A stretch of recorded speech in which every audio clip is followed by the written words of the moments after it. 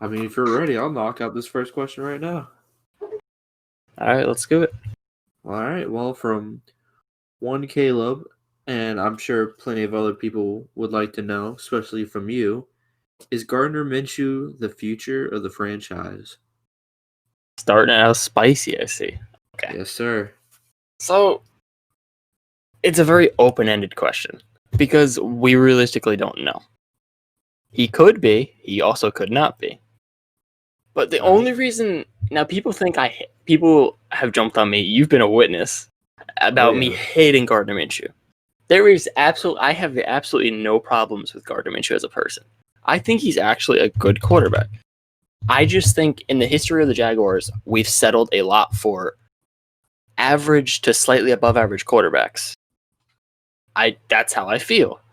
And I think if we have a shot to get somebody in this upcoming draft that's supposedly got multiple quarterbacks that could be future top 5 quarterbacks in the league within Trevor Lawrence and Justin Fields. I mean, even Trey Lance is up there now. He's getting conversations where he could be borderline like a baby Mahomes, which could also be huge.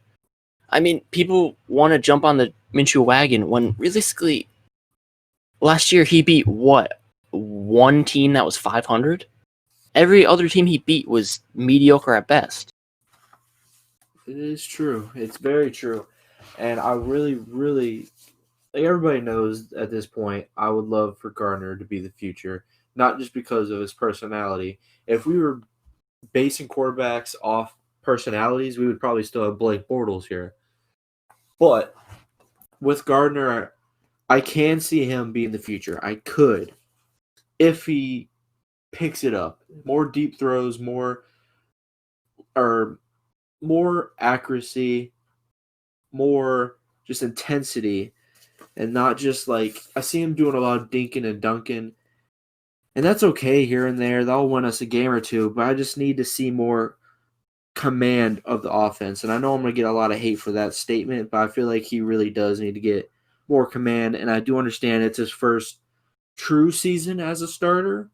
And I'm hoping this season, with everything going on, he can really take control and show that he can be a possible future superstar in the league. I know people think he's a superstar now, but really it's all about his personality. He does have a great personality. He's fun to watch. He's fun to talk to, fun to listen to interviews with.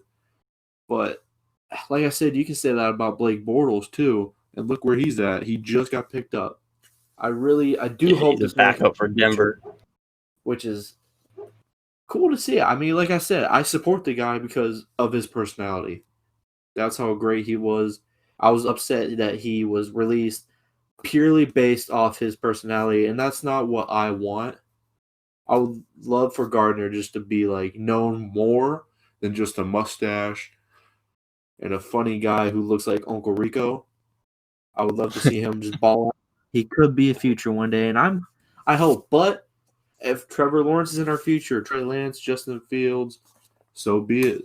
I just want this team to win, and if it's with Minshew, awesome. If it's not, it is what it is, and we will move on as a team and hope for the best. That's all I can hope for. I want a Super Bowl one day before I die. Dang it!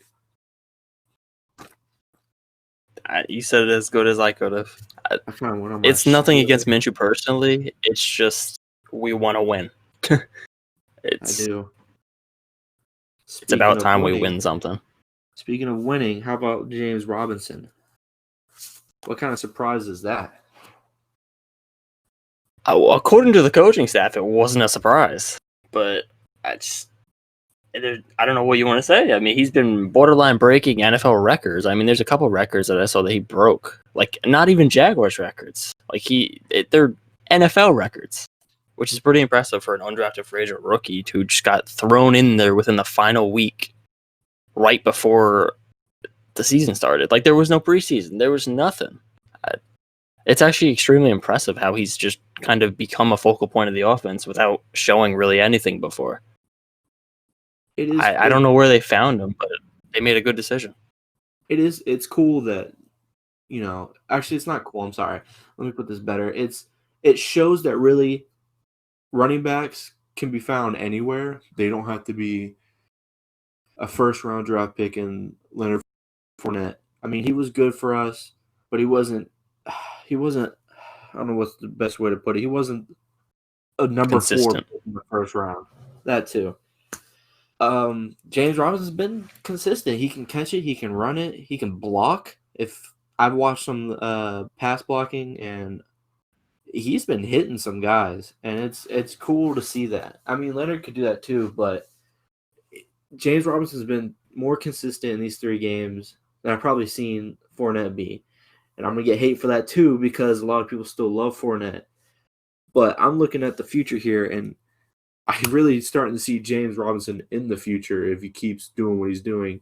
And I'm hoping this Sunday against the Bengals, he can really shine. If he can get another 100-yard game, a touchdown, and a few receiving yards or anything, that can solidify his spot for maybe the future. And I know I'm saying it early, but I really like this guy. He's coming out of nowhere, and pretty much, we got him for free. I mean, we pay him probably dirt cheap compared to Fournette's few million. Yep. It's just cool to see him come out of nowhere. And people, like I posted the other day, that nobody saw this coming. I got people saying, "Oh, I saw it coming." No, you didn't. Nobody saw this coming. Even when we put him in the starting lineup, nobody expected this to come happen. Maybe, I don't know. Not even. I didn't expect anything out of him. I thought that was it. I was kind of upset and shocked when Fournette was gone, but now that's happened, I'm happy to have James Robinson as my running back. It's the truth. I agree with you in that sense of where he came from. I mean, I didn't expect much from him either. Going into the season, I thought Armstead was going to be the real show out, honestly. I did too. And then he got injured, but maybe that's a blessing in disguise long term for us, because we wouldn't even know who James Robinson is right now if he didn't get injured. Speaking of Armstead, it's not on my list, but I remember seeing a question about it. And at this point, I don't even know if we'll see him this season because he's still on this COVID list, and there's obviously some more to it. But let's say he comes back, I don't know, week 6. Do you see him even getting as many touches, more than 5 a game? I don't know. I really don't see him having a huge role because between Thompson and Robinson, we're actually getting really good production out of our running backs right now. I'd like to see a little bit more out of the run game, but in the passing game, I mean, they're both well above average from what we're seeing, which is something we didn't have before. Now it's adding another element to this offense, which you can see. I mean, it's a positive and a negative. It's great to see our running backs getting involved in the passing game, but it's also causing Minshew to get more comfortable with dumping the ball off instead of attacking the defense downfield. So I like that he has the option to dump it off in case there's pressure coming, but I'd like to see him maybe not go that route as often. You know what I mean? Yeah, I see what you mean. That's what I'm hoping with DJ Chark coming back, that we can have that guy who... It was amazing to see the offense without him. It was sad. It was so sad. It was all James Robinson there. It really was. That was easily our best player on the field against the Dolphins, and that... Oh, it wasn't even close. Oh, gosh. It was... I hope against the Bengals we can really show what this offense can do with James Robinson in the backfield, DJ Chark out there, and no more... maybe we get some more man-to-man and more open space for both of these guys to really show out. And I'm hoping that they both can get some, big plays this Sunday. Definitely. I'm excited to see Chark back, honestly. We need him. This offense needs him. It's really clear. We saw the difference. Speaking of the offense, I can probably slide this question real quick. From 50 Shades of Teal, he wants to know, can Colin Johnson move the tight end? That's a tough one. I'll say this real quick. Every time I play Madden, I do it. I just do it because he's 6'6", tall, big boy. Heck, I know it's just Madden, but his ratings go up from wide receiver to a tight end, and it's just Madden, but it's fun to put it out. I mean, no, I understand what you're saying. It's like it shows that the potential is there. It makes sense. That's a big boy, 6'6". mean, yeah, but I just don't see him. He doesn't have the. I don't know how to word it. He doesn't have the physicality of a tight end. He I does look. cannot see him getting down and blocking. I see what you mean But because he is there's a a bit certain skinny. college tight end right now that's showing you that they can succeed like that. Unfortunately, I know who you're talking about. Yeah, I don't think you're very fond of him, but there's a certain No. college tight end that's showing that running the seam is going to be a big part of the future at tight ends. But So listen, I could see Colin Johnson having a role like that. if Pitts, because that's who you're talking about, isn't it? Pitts boy Yeah, of from Raider course. Nation. If he came here and showed off, awesome. Like I said, I want to win a Super Bowl before I die. That'd be if Colin Johnson can do that, put on some muscle in the off season, maybe he can. Maybe he can move the Honestly, I the tight could end. see it. It would take a lot of work from Colin, and it would take him committing to it. But I could see it. He wouldn't become like a 3-down tight end either. He'd become more of like a running down the seam type guy. I feel like he Just could kind of do like it. a mismatch.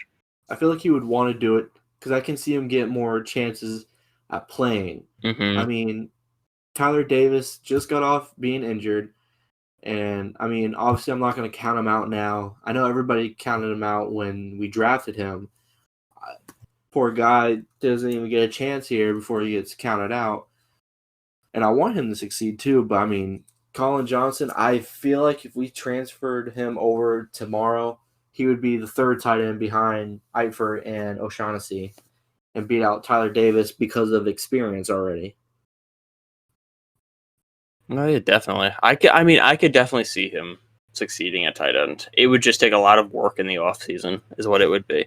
Because right now he's very light for even a. I mean, for his size, he's very light as a wide receiver. He's 6'6", but he's only I remember reading he was like what in the low 220s. I mean, even Yeah. for a 6'6" wide receiver, like usually they're up in the 230s. Then tight ends are up in the 250s usually. I mean, he'd have to put on quite a bit of muscle. But I mean, it's not saying it's impossible. He has the frame to do it. He really does. Yeah, that'd be nice. But speaking of more improving stuff as in our offense, how about we switch it over to this young defense that we have. And the kid wants to know how we can improve it. And there's a lot I think we can do to improve it. There's a good bit, for sure. I'm gonna say You want to start this one? Yeah, I'll start with the safeties. Obviously, once Jared Wilson went down, we're missing him. It's clear as day. We miss him right now, and I feel like when we get him back, and I'm hoping that's before the bye, and he was the veteran presence. I will say this: Josh Jones has been a great surprise, but he's a box safety, and I think we talked about this before. He's really mostly a box safety, and he gets beat out a lot, but he can stop that run, which is nice. But our secondary is getting destroyed right now. And I understand with the youngins, we got CJ Henderson. He was starting off hot, then he went down a little bit in Tennessee, and then he just hit down some more against the Dolphins. But to be fair, everybody went down against the Dolphins. And I don't see us just signing a simple player like Earl Thomas is going to fix us. If I'm going to say who I want to sign, I would like to see HaHa Clinton Dix instead of Earl Thomas. We gotten rid of players like Ramsey and Ronnie because apparently they've been a little bit too cancerous for this. And I'm not, don't quote me on that because it's not confirmed or anything. But Earl Thomas got released for fighting pretty much and being a cancer to the locker room of the could be Super Bowl Ravens by the end of this year, or not the end of this year. Sorry, the Super Bowl coming up. I mean, it's only week 4, but they're a favorite already. And They're definitely you would up think there. they would want him. Oh yeah, you would think they would want him, but no, he's being a bit of a cancer. That really shows you how teams value chemistry in the locker room because the fact that Earl Thomas was a former Pro Bowler multiple times. It's like he's not no just average starter out there. The fact that they weren't even able to trade him. Like think about that. That shows you a lot about his character as a player. That right there shows you that you don't want him in your locker room, especially a young locker room like us. That's not what we need. If he couldn't do it in an established locker room like Baltimore, what do you think he's going to do in our locker room? When one of our young guys like CJ Henderson messes up once and then he's got Earl Thomas screaming at him on the sideline. You think that's going to help team chemistry? Not at all. It's not. It's going to hurt us long term way more than it would help. But I also do agree we need to address free safety at some point. I mean, Jared Wilson's good, but I feel like we need more of a higher end coverage safety. Because Josh Jones is an amazing box safety. He's a very strong safety against the run. But like you touched on, he's not going to do much in coverage, which we expected that. I mean, I talked to a couple Packers pages, and they even told me, like, they were like, in coverage, he's not going to do much. Because they tried him at free safety, and he just wasn't successful. And us putting him at strong safety was an amazing fit for him because, I mean, you've seen it. He's top 10 in the league in tackles, I believe. If not, he's close to it. And he's been stout. He's been stout against the run. He's helped us have a very respectable run defense.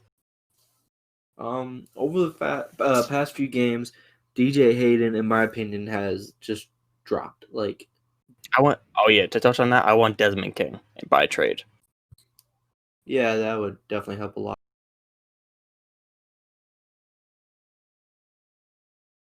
That's 100% my solution to that one. Like, I mean, if we even meant, because I mean, Desmond King's on, his contract's about to expire.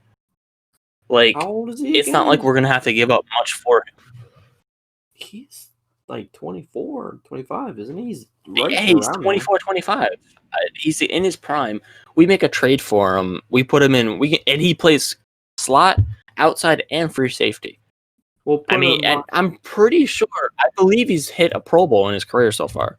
I think he does. Don't quote me on that, but I'm almost positive he had a Pro Bowl last year or 2 years ago. I think so too. Again, don't quote me either, but I think he had one. I think it's only one because he's only been in the league for a few years. But I mean, it's still impressive nonetheless. A slot corner getting in. I mean, he came up as a slot corner. Would you put him up as a safety or a corner on this one?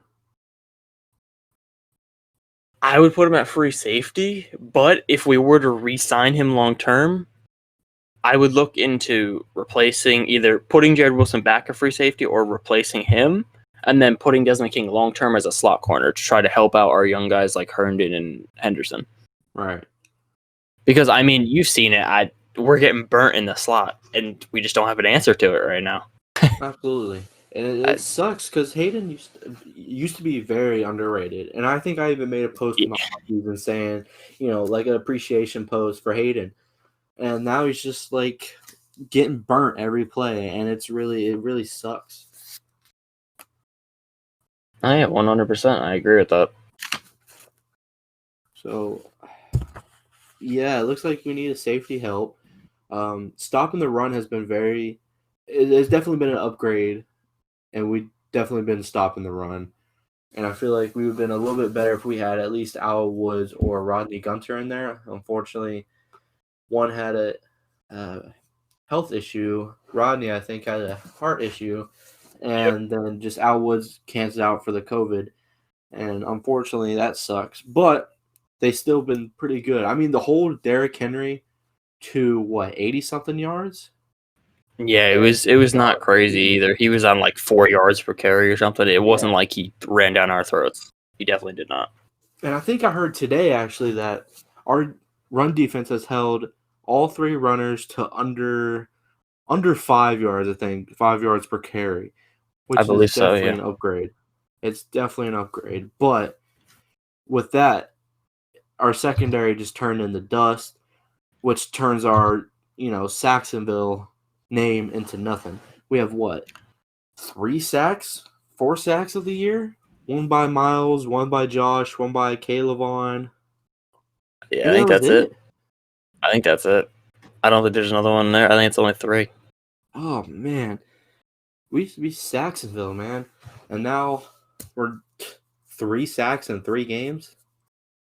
Josh, I would say they need to pick it up, but it's hard when the secondary is just getting burnt so quickly. I mean, they're getting passes off in like 2 seconds every time. You can't expect the pass rush to get there at that rate. And that's just that's where we really do need to upgrade is the secondary. The D line's fine if we have enough coverage. If we can get a free safety to help out, and I don't want to say we need to get rid of Hayden, but some type of secondary help. I want to see, you know who I want to see? Sidney Jones. We picked him up. He's a solid player. Why don't we just test him out for a week? I could definitely get behind that. I mean, he was, a second-round pick? I mean, he had potential. Yeah. I feel like a change of scenery could definitely be helpful for him. I mean, we could use him at free safety just to see how he does. I mean, we could plug him in at corner just as a rotation even. Just get him some snaps and let's see what he can do. Come to think of it, I mean, it can't get much worse in the secondary for us right now. right. Come to think of it, back to Madden, and again, it's just Madden. But when I play, I put Sydney at free safety, and it's better than what we caught. Yeah, I mean, it definitely is. Andrew Wingard's probably going to be back at free safety this game. What do we got? He's not a natural free safety either. That's the worst part about that. He's a strong safety, I believe, correct? Yeah, he is. I don't know. I really do think our team misses the heck out of Jared Wilson and that presence he has. He may not be the biggest presence in the league or on this team in general, but it's a veteran player who's been there for a while and knows the system and knows how to keep control of the young ones and help us succeed a bit. He's not the best safety in the world, but he's not the worst. Like a lot of people called him out. Like a lot of fans said he's just terrible, and he's really not. If we look back at what he's done last season, granted everybody was not the best. We were 5-11, 6-10, or something. I forget about it because I try to look past it all. But Jared Wilson was not a terrible safety, and I wish he can get better, and I hope we can see him back here soon, and hopefully we can win a few more games once the season gets rolling some more.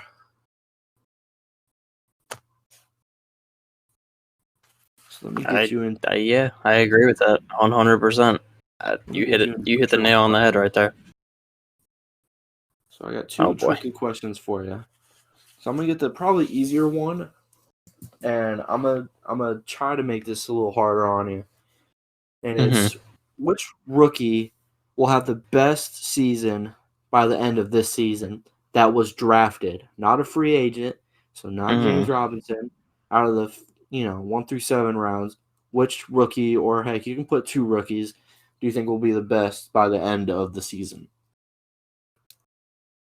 That's tough. Do you mean statistically or?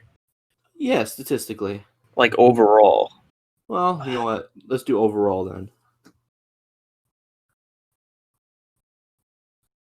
I mean, I want to go with Chenault, but I feel like he gets a little bit extra help simply because he's on a side of the ball where he can stuff stats a lot more than the defense can. Like with Chason, Henderson, all of those guys, it's a lot harder for them to get consistent stats. I mean, for Chason, he's not going to get a lot of tackles off the edge. He's not unless he stuffs his sheet with stacks and tackles for loss, it's not going to look like he's having a great year. When honestly, in the snaps that he's been out there, he's looked extremely active and extremely good from an athletic standpoint. It looks like, that play where he was with Matt Breida, which it was a borderline PI call. I still don't agree with it, but it was 50-50. Yeah. But, he ran toe-for-toe with considered one of the fastest running backs in the entire league. I do. Come on. That's our defensive end doing that, who's 6'3", 250.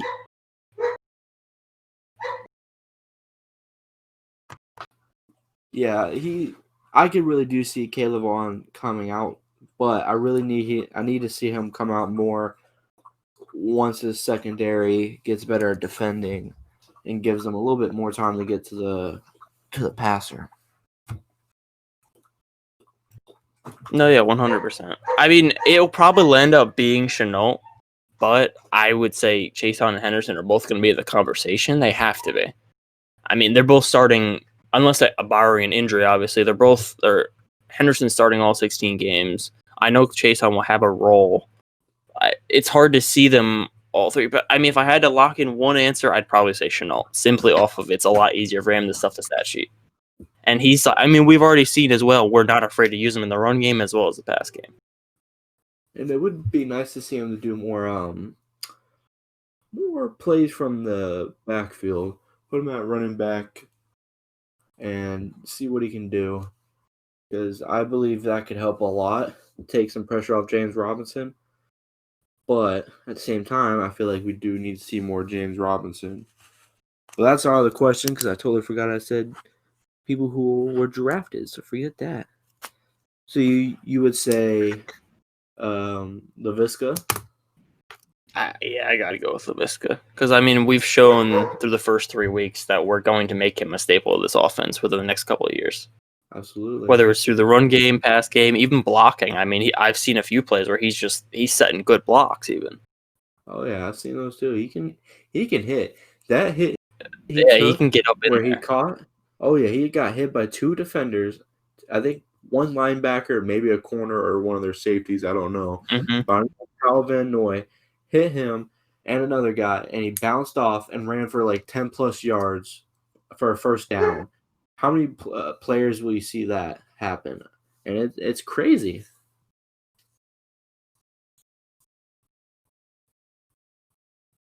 So you ready for another question here? It's going to be a little tough one on you. Yeah, I'm ready for it. Well, maybe not tough. I feel like you probably answer this one quickly. So just pretend all these guys are going into a contract year this season, right? And you can only sign one. And I already know we have one of the guys signed up, but let's just pretend. Who would you rather have for the next 4 years as your starter? We got DJ Chark, Josh Allen, or Miles Jack. Who's going to be the more important piece to your team?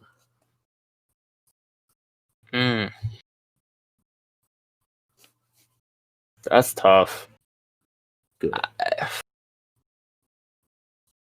So it's the team that we have right now, and I can only have one out of the 3. So we're like saying as if we're adding them to the Jaguars, and then all 3 are not on the Jaguars. Yes.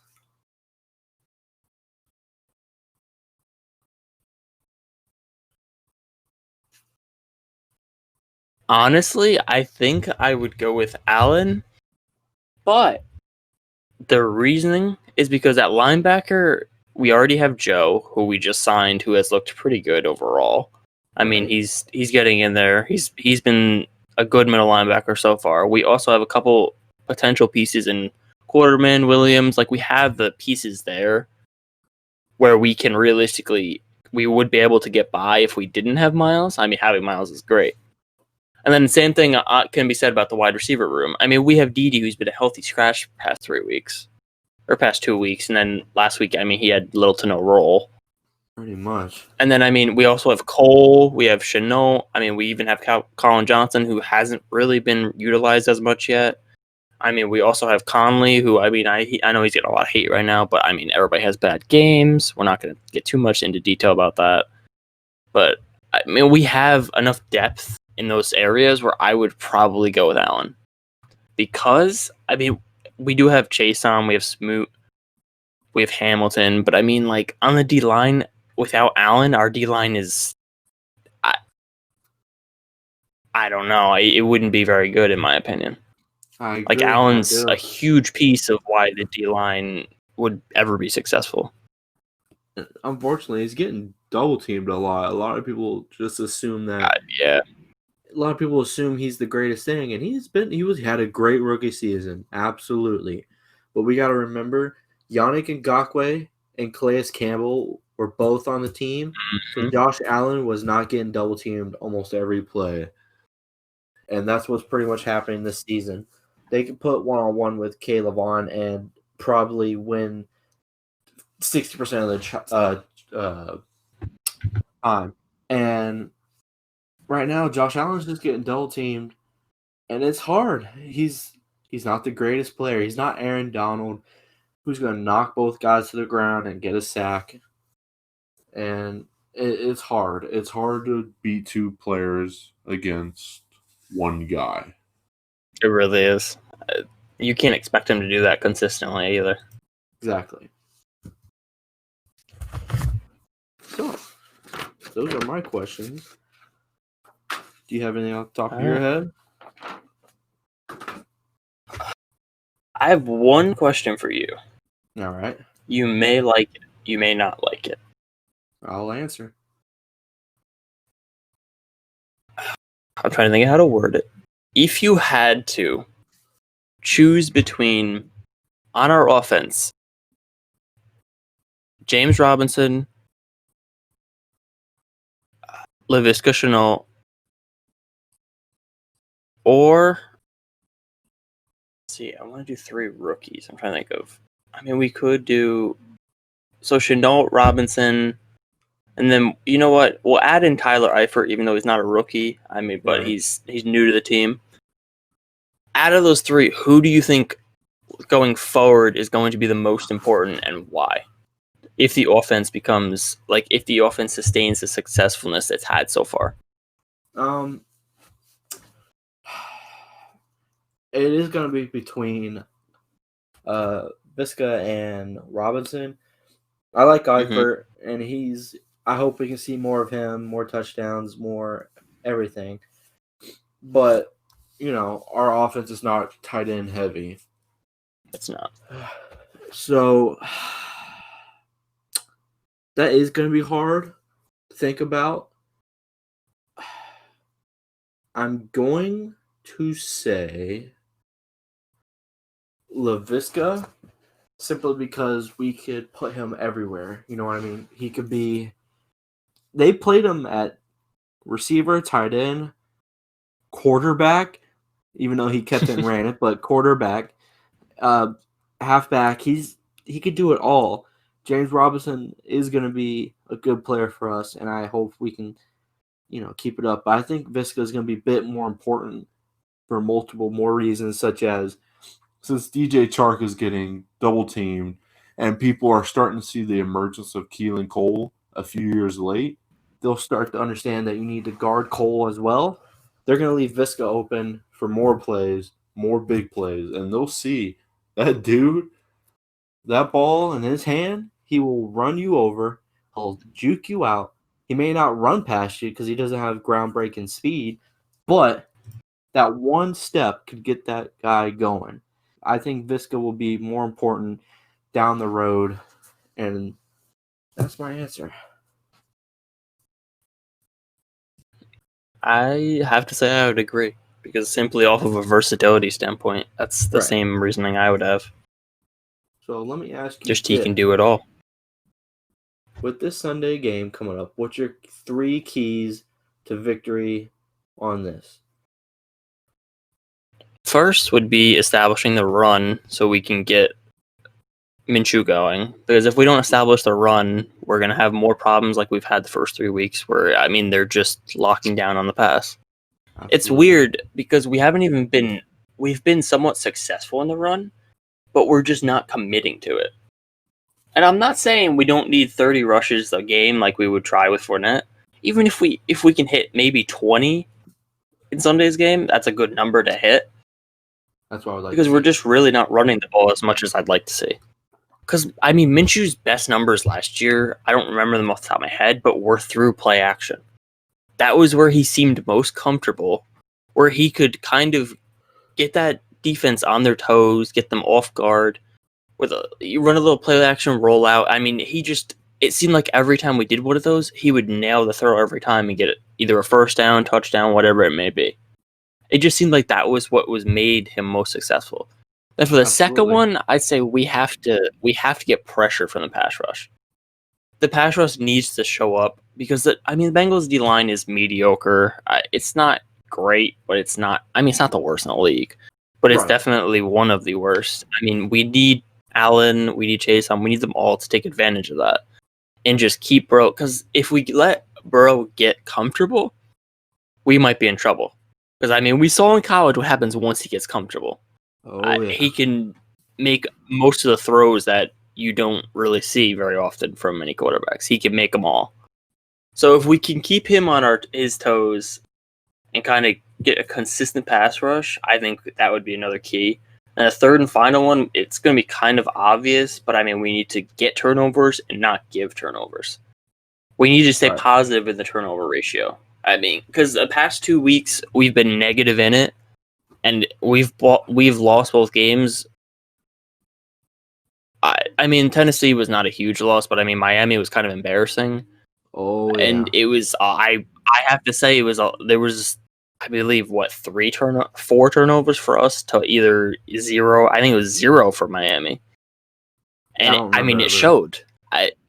They had so many short fields. They capitalized on it so well. I mean, we just can't allow that to happen. So I mean, if we can cut down the turnovers, get a consistent pass rush, and then we can like sustain the run a little bit more consistently, I think that's a W in my books, honestly. If we can do those 3 things, I can't see us losing the game. I don't. And I will say this, and I know people don't want to hear this as Jags fans. I don't feel comfortable going into this game. I really don't. Defense is still young. Defense is going to get some time to get used to each other and become more solid as we go. But yeah, of course, we're facing a hungry Joe Burrow. We see, like you said, we've seen what he can do in college.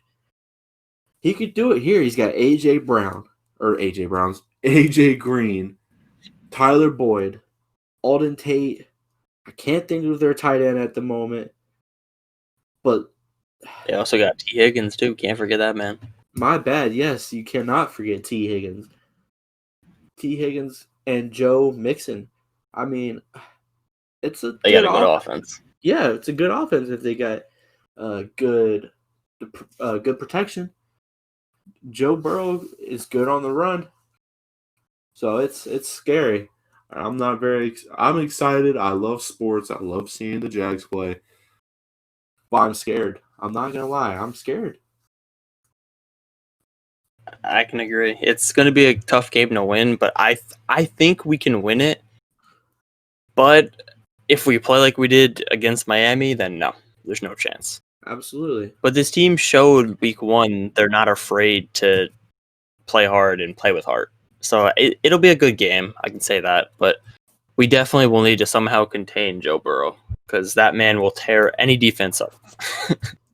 I agree, and I feel like we'll be better than what we were in week 3 against the Dolphins.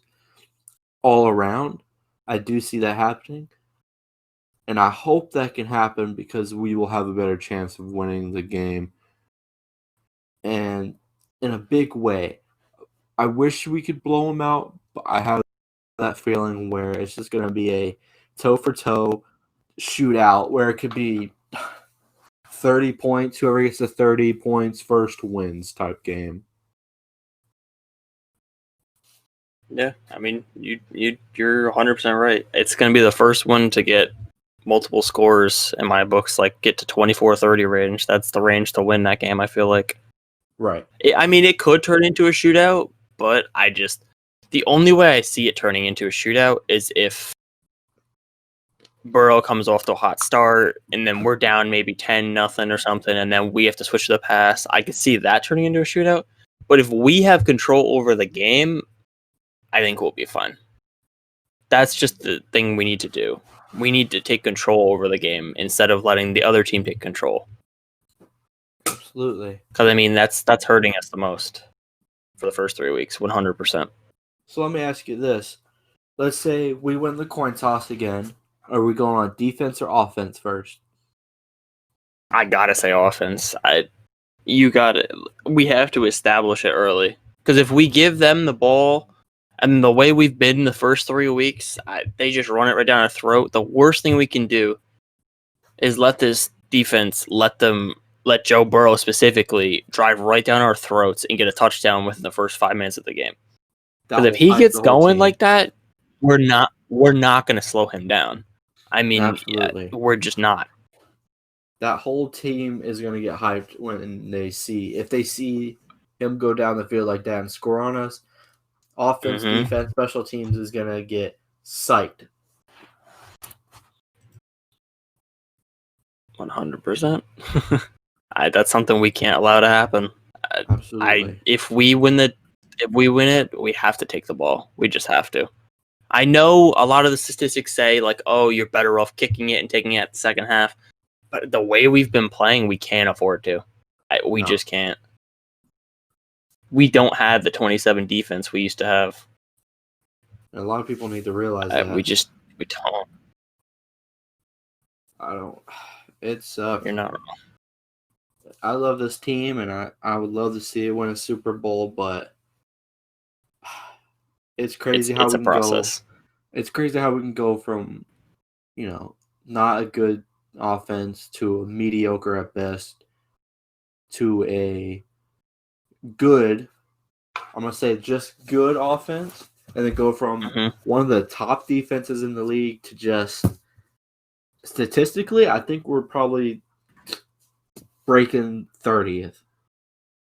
Probably. Yeah, we're definitely in like the low 20s, like that 27th range, somewhere around there. If I had to guess off the top of my head, we're somewhere in that range, probably. Probably where we are, unfortunately. But if I don't want any hopes up, and I wish we can get a playoff berth. But if this AFC South keeps going the way it is, I think the Texans play the Vikings, and I know the Vikings are probably hungry for a win, and I'm hoping Kirk Cousins can just snap and go crazy, and I know Dalvin Cook can go crazy at any moment. And this is probably the only time you're going to hear me cheer for Unique to get some sacks and stuff. But, I mean, I feel like we can go toe-to-toe with Phillip Rivers again. He stares everybody down. Just follow his eyes and we'll be okay. Tennessee Titan, we went toe-to-toe with them. I didn't expect that. I expected us to get our asses blown out. You're not wrong. I was not expecting it to be a competitive game either, honestly. Going in, I believe it was in Tennessee, right? We went into Tennessee and did that. Oh, yeah. The fact that we lost on a field goal, which you can't even you really can't be mad about that game, truthfully. I mean, you really can't, because we had no reason to be in that game. The Titans they were a playoff team last year. They were one game away from the Super Bowl. They steamrolled everybody last year, starting at the second half of the season all the way until that. You can't even be mad. I mean, that's our division rival who, in the past few years, has pretty much steamrolled us as well. Even when even in 2017 when we were good, they still kicked our asses one of the weeks. It's for this team that's not one of the best teams to compete with them. You can't be mad about that. You just can't. Right. It shows anything can happen in the NFL.